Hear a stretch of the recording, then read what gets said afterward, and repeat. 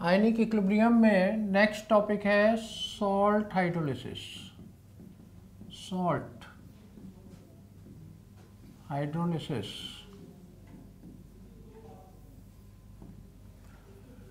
देखिए, salt hydrolysis actual में क्या होती है? It is the reverse of neutralization. Neutralization process होता है acid plus base give salt and water. Salt hydrolysis में salt plus water give acid and base. तो it is reverse of neutralization. Reverse of neutralization when a salt is hydrolyzed,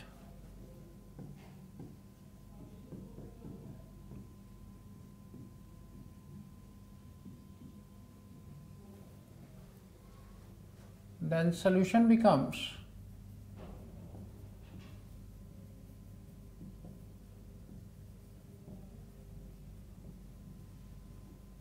acidic, alkaline और neutral. Acidic, alkaline और neutral. अब देखिए actual में होता क्या है, सॉल्ट्स आर ऑफ 4 टाइप और ये कॉम्बिनेशन बनते हैं strong acid and strong base, strong acid weak base, weak acid strong base and weak acid weak base. अब ये कॉम्बिनेशन बनाते हैं। देखिए आपको मालूम है कि स्ट्रॉन्ग एसिड मिनरल एसिड्स होते हैं generally HCl, HNO3, H2SO4 etcetera. Weak acid में कार्बन आ जाएगा HCN, acetic acid, carbonic acid, ETC। Strong base मैंने आपको बताया एल्कली मेटल और एल्कलाइन अर्थ मेटल के हाइड्रोक्साइड, कुछ पहले वालों को छोड़कर NaOH, KOH, CaOH का होल ट्वाइस। इसके अलावा सारे वीक बेस है NH4OH, CuOH का होल ट्वाइस, AlOH का होल थ्राइस, ETC। सही है। अब देखिए इसके कॉम्बिनेशन बनाते हैं। ये सॉल्ट पहचानना आना चाहिए। सॉल्ट्स ऑफ सबके 2-2, 3-3 एग्जाम्पल लिखते हैं। Salts of strong acid and strong base, salts of strong acid and weak base, salts of weak acid and strong base and salts of weak acid and weak base। Strong acid and strong base इसको मिलाओ। इसके कुछ example जैसे NaOH और HCl मिलके क्या बना देंगे, NaCl, NaCl, KNO3, Na2SO4 etcetera. सही है। इसी तरीके से strong acid and weak base, strong acid and weak base in दोनों को मिलाओगे NH4Cl, CuSO4, AlCl3, ETC। Week acid and strong base, week acid and strong base in दोनों को मिलाइए। इन दोनों को मिलाएंगे तो क्या बनेगा, CH3CONA,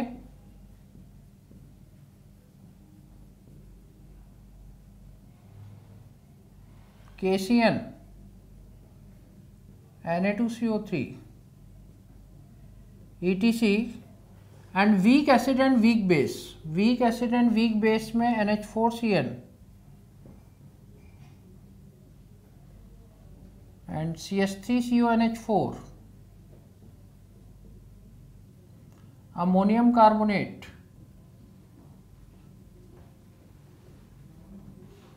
ETC। तो ये आपको सॉल्ट को कैटेगराइज करना आना चाहिए। ये जब आपको पता होगा, अगर ये नहीं पता होगा तो फिर तो कुछ नहीं कर सकते। आपको हर सॉल्ट का कौन सा टाइप है ये पता होना चाहिए।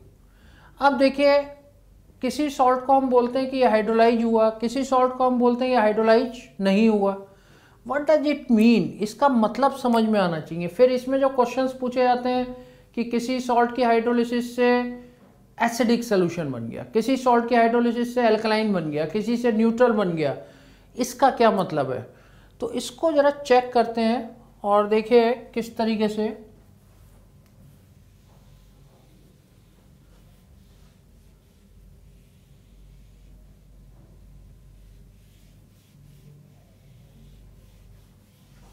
अभी मैंने ये सॉल्ट लिखे हुए हैं,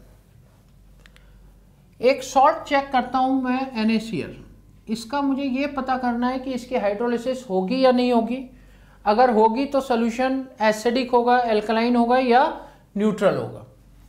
NaCl को मैं वाटर से रिएक्ट करा दिया।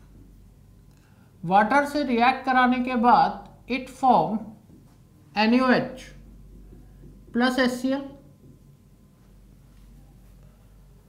ये हमें पता है कि it is a strong base and it is a strong acid. इसको मैंने आयनिक फॉर्म में लिखा, इसको मैंने आयनिक फॉर्म में लिखा। तो आयनिक फॉर्म में जब लिखूंगा तो ये क्या आएगा, Na plus plus Cl minus. देखिए आयनिक फॉर्म में लिखने के लिए स्ट्रॉन्ग इलेक्ट्रोलाइट को कंप्लीटली आयोनाइज करोगे, वीक इलेक्ट्रोलाइट को टच नहीं करोगे। स्ट्रॉन्ग इलेक्ट्रोलाइट कौन कौन से होते हैं, strong acid, strong base and any salt. Weak electrolyte कौन से होंगे, weak acid and weak base. सॉल्ट है completely ionise, water is a weak electrolyte and strong base को कंप्लीटली आयोनाइज कर देंगे Na positive and OH minus. HCl को भी कंप्लीटली आयोनाइज कर देंगे H positive and Cl minus. अब आप देखिए Na plus Cl minus, Na plus Cl minus cancel हो गए। क्या कोई भी आयन वाटर से रिएक्ट करा सॉल्ट का? तो आंसर होगा नहीं, यहां पर कोई भी आयन वाटर से रिएक्ट नहीं कर रहा है। और जब वाटर से कोई भी आयन रिएक्ट नहीं कर रहा है तो हम क्या बोलेंगे, डू नॉट हाइड्रोलाइज, ये हाइड्रोलाइज नहीं हो रहा है। और फिर देखिए कि वाटर कितना भी डिसोशिएट हो, हमेशा इक्वल नंबर के H आयन और OH आयन प्रोड्यूस करेगा, H ion and OH ion produce करेगा। और सोल्यूशन कैसा बनेगा, न्यूट्रल। सोल्यूशन कैसा होगा, न्यूट्रल। कोई भी सोल्यूशन एसिडिक कब होगा, जब H आयन का नंबर OH आयन से बढ़ जाएगा। कोई भी सोल्यूशन एल्कलाइन कब होगा, जब OH नेगेटिव आयन किससे बढ़ जाएगा, H आयन से। और न्यूट्रल कब होगा, जब दोनों क्या होंगे, बराबर होंगे। तो यहां पर सोल्यूशन न्यूट्रल है एंड डू नॉट हाइड्रोलाइज। अगर बाई चांस कैटायन रिएक्ट करता वाटर से तो वो हाइड्रोलिसिस का नाम होता कैटाइनिक हाइड्रोलिसिस। एनायन रिएक्ट करता तो वो हाइड्रोलिसिस का नाम होता एनायनिक हाइड्रोलिसिस। और दोनों रिएक्ट करते तो वो हाइड्रोलिसिस कहलाती कैटाइनिक एनायनिक हाइड्रोलिसिस। जैसे मान लीजिए मैंने NH4Cl ले लिया, एक और चेक कर रहा हूं मैं, इस सॉल्ट को चेक कर रहा हूं। NH4Cl ले लिया मैंने, वाटर से इसको रिएक्ट कराया। अब ये तो समझ में आ रहा होगा ना कि कैसे हमें चेक करना है। NH4Cl वाटर से रिएक्ट करा, NH4OH बना देगा प्लस HCl बना देगा। NH4OH is the weak base and it is a strong acid. इसको मैंने आयनिक फॉर्म में लिखा, आयनिक फॉर्म में लिखा तो ये बन गया NH4 plus Cl minus plus water. Weak base को आयोनाइज नहीं करोगे, NH4OH H plus Cl minus, Cl minus Cl minus cancel out. आप देखिए यहां पर कैटायन ऑफ सॉल्ट वाटर से रिएक्ट कर रहा है, तो ये कौन सी हाइड्रोलिसिस हो गई, कैटाइनिक हाइड्रोलिसिस। और अल्टीमेटली सोल्यूशन में कौन से आयन आ जा रहे हैं, H प्लस आयन आ जा रहे हैं। तो सोल्यूशन कैसा हो गया, एसिडिक। और पूछा जाता है कि इसके लिटमस पेपर पर क्या इफेक्ट आएगा। एसिडिक सोल्यूशन ब्लू लिटमस को रेड में कन्वर्ट करेंगे, ब्लू लिटमस को रेड में कन्वर्ट करेंगे। और अगर एल्कलाइन होता तो रेड लिटमस ब्लू में कन्वर्ट हो जाता। पीएच क्या होगी, लेस देन 7 होगी एट 25 डिग्री सेंटीग्रेड। तो किसी भी सॉल्ट को अगर मुझे चेक करना है तो बहुत ईजीएस्ट वे होता है कि आप इसको वाटर से रिएक्ट करा दीजिए। वाटर से रिएक्ट कराने के बाद आयनिक फॉर्म में लिखिए, आयनिक फॉर्म में ये सारे आयन्स आपके कैंसिल हो गए, यहाँ पर कोई भी आयन रिएक्ट नहीं कर रहा है, तो ये हाइड्रोलिसिस, इसको क्या बोलोगे, डू नॉट हाइड्रोलाइज। यहाँ पर कैटायन रिएक्ट कर रहा है वाटर से, cationic hydrolysis, ultimately H+ ion बन रहा है, तो सोल्यूशन कैसा हो जाएगा, एसिडिक। तो अब मैं 1 by 1 इन दोनों को नोट कर लो, इसी तरीके से बाकी को भी करना है। अब मैं वैसे 1 by 1 आपको बता रहा हूं कि क्या क्या आपको ध्यान रखना है।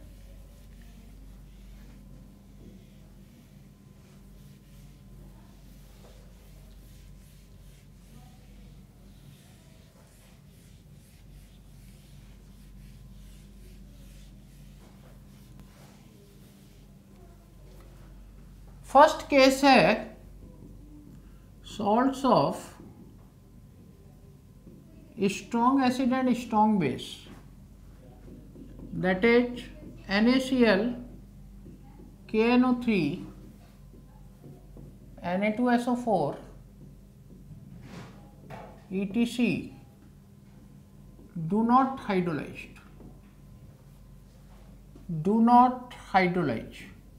Do not hydrolyze का मतलब कोई भी रिएक्ट नहीं कर रहा है, आयन ऑफ सॉल्ट कोई भी रिएक्ट नहीं कर रहा है वाटर से। सोल्यूशन बिकम्स, ये सारे क्वेश्चन पूछे जाते हैं कि किसका न्यूट्रल सोल्यूशन है, लिटमस पेपर पर क्या इफेक्ट होगा। Solution becomes neutral. क्यों न्यूट्रल हुआ, because H ion is equal to the OH ion. It has no effect,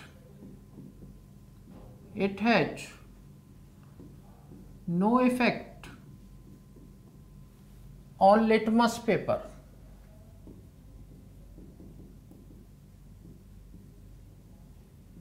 on litmus paper, litmus paper पर इसका कोई इफेक्ट नहीं है।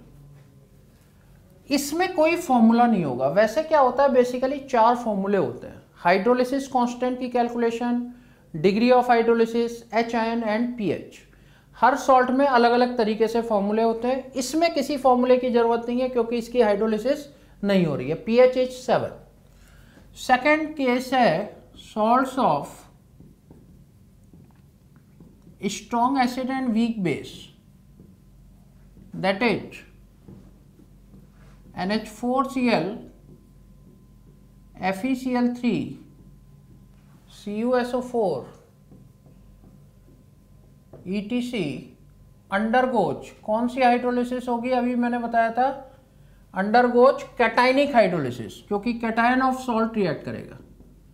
तो ये हाइड्रोलिसिस का नाम पूछ लिया जाता है, cationic hydrolysis. Here cation of salt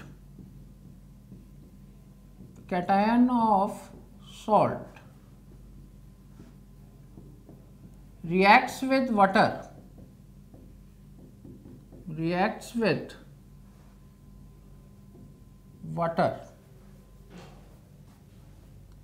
to form acidic solution, यानी pH क्या होगी, <7। दूसरा क्वेश्चन, फिर it changes blue litmus to red,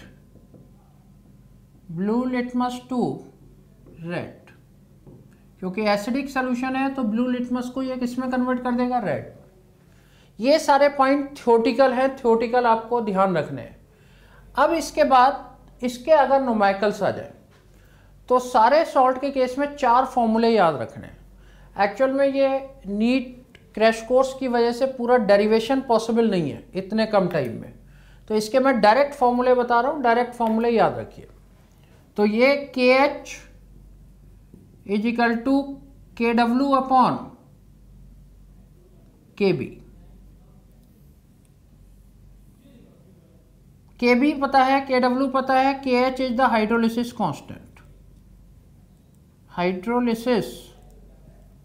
constant,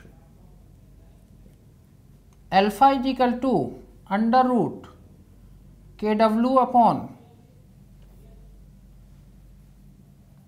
KB into C। Alpha is the degree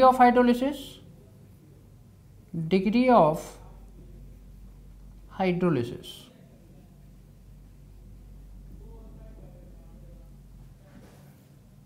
H plus ion is equal to under root Kw into C upon Kb.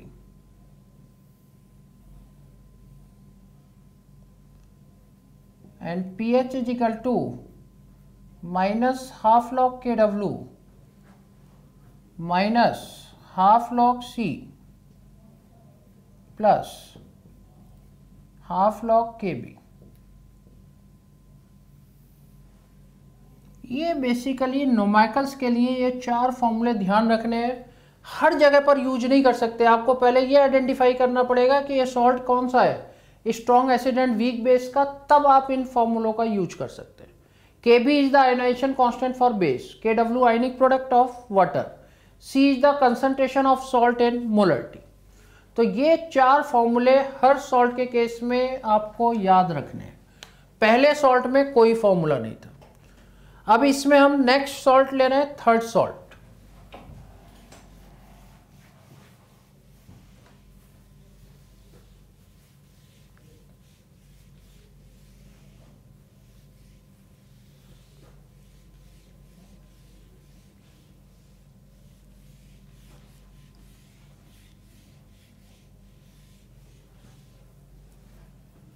Third salt में salts of weak acid and strong base, इसके कुछ example लिख लेते हैं, जैसे CH3CONA, KCN, Na2CO3, ETC। Undergoes, इसमें कौन सी hydrolysis होगी?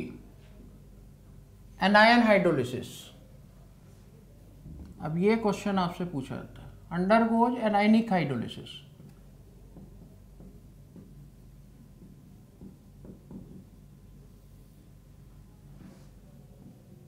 Here anion of salt reacts with water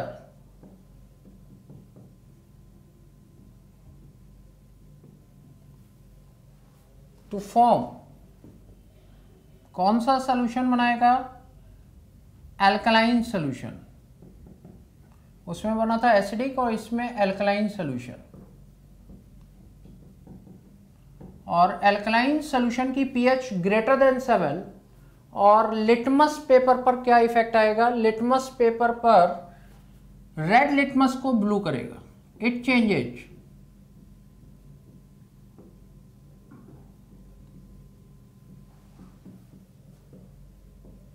red litmus to blue. Red litmus को ये ब्लू में कन्वर्ट कर देगा। अब आप देखिए इसमें क्या फॉर्मूले आप यूज करेंगे? KH इज इक्वल टू, यहाँ KB की जगह पर Ka का यूज होगा क्योंकि वीक एसिड है। Kw upon K, K is the ionisation constant for acid. Alpha क्या होगा? Under root Kw upon K into C। Alpha सब आपको पता है, alpha is the degree of hydrolysis, Kw ionic product of water, C concentration of salt and molarity. H plus ion is equal to under root Kw into Ka upon C।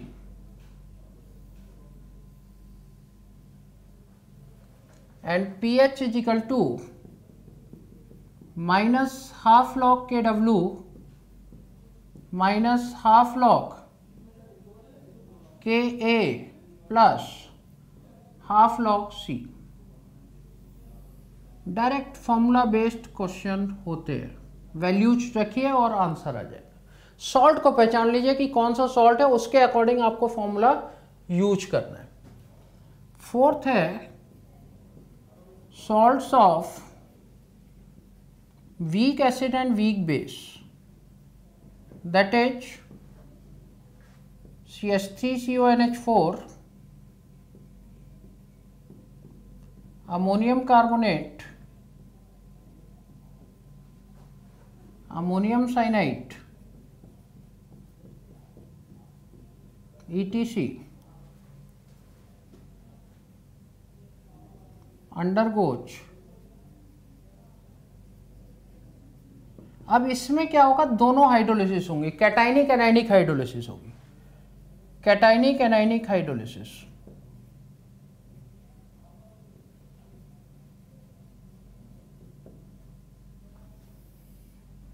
पहले वाले में कोई hydrolysis नहीं, दूसरे वाले में cationic, तीसरे में एनायनिक, इसमें कैटाइनिक एनायनिक, दोनों पार्ट रिएक्ट करेंगे।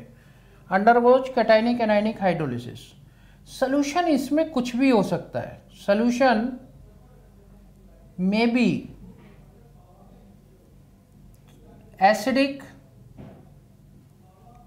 एल्कलाइन और न्यूट्रल।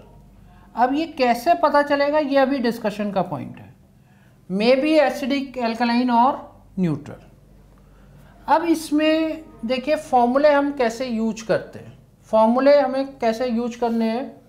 तो KH alpha H+N and pH।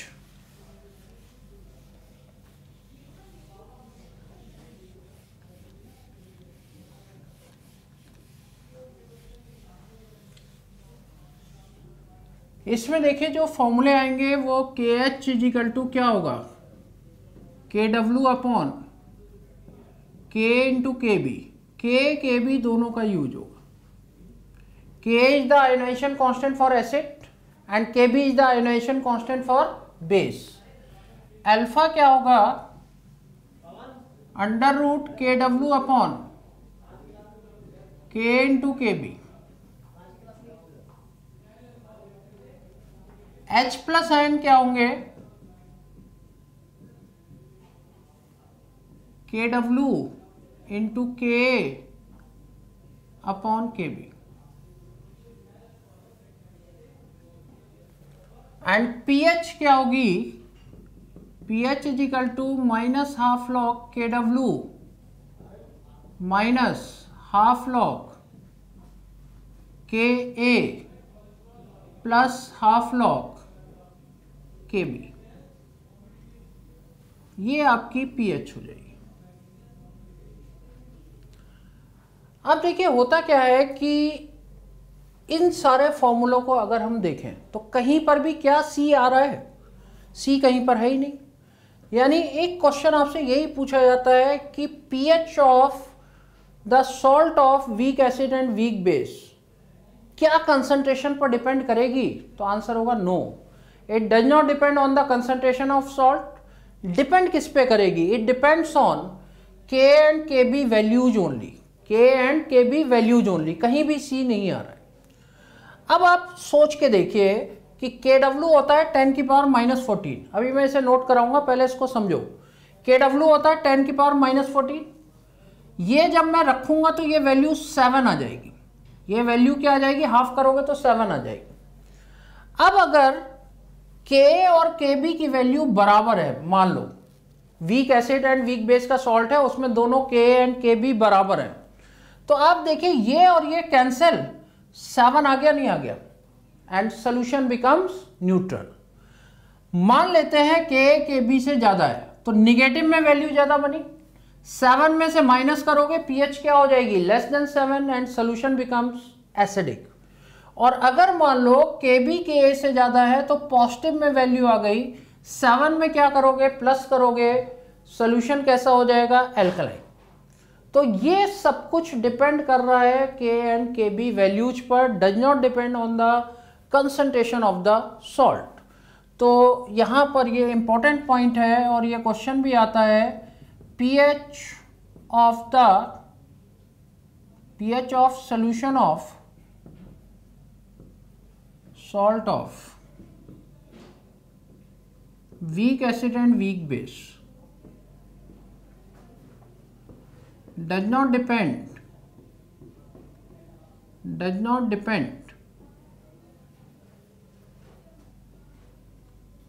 on the concentration of salt, on the concentration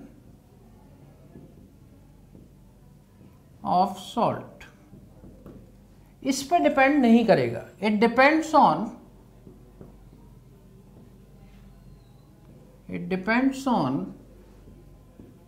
K and Kb values, K and Kb values। कैसे देखिए ये डिपेंड करेगा, कंडीशंस इसमें बनाते हैं। कंडीशंस में first condition, if K is equal to KB, अगर K KB के बराबर है तो सोल्यूशन कैसा हो जाएगा, neutral. If K is equal to KB then solution becomes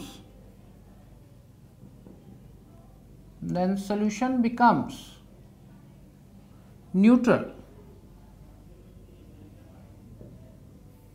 और अकेला एक ऐसा सॉल्ट है जो न्यूट्रल सोल्यूशन बनाता है, और इसका एग्जाम्पल है CH3CONH4। और एक्चुअल में ये एग्जैक्टली सेम होती हैं। K ऑफ एसिटिक एसिड की अगर हम बात करें, ये तो जब तक गिवन नहीं होगा तब तक हम नहीं बता सकते। पहले वाले सॉल्ट में हमें पता होगा कि एसिडिक होगा, बेसिक होगा या न्यूट्रल होगा, इसमें कुछ नहीं पता हो सकता जब तक कि हमें क्या ना पता हो, K एंड KB वैल्यूज ना पता हो। यहाँ तो इत्तेफाक से पता है तो ये मैं बता रहा हूँ।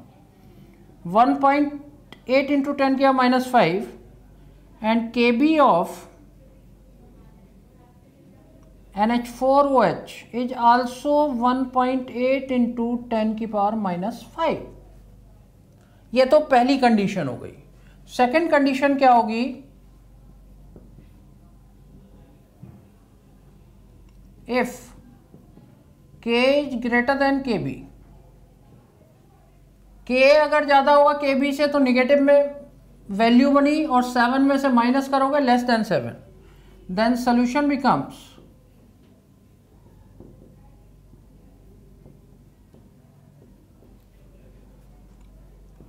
एसिडिक। और इसमें भी K भी पता होना चाहिए। इसका एक एग्जाम्पल वैसे ही तुम्हारी नॉलेज के लिए लिख दे रहा हूं, अमोनियम फॉस्फेट। याद कर सकते हो याद कर लो, नहीं कर सकते हो छोड़ दो। Third, if K is less than KB then solution becomes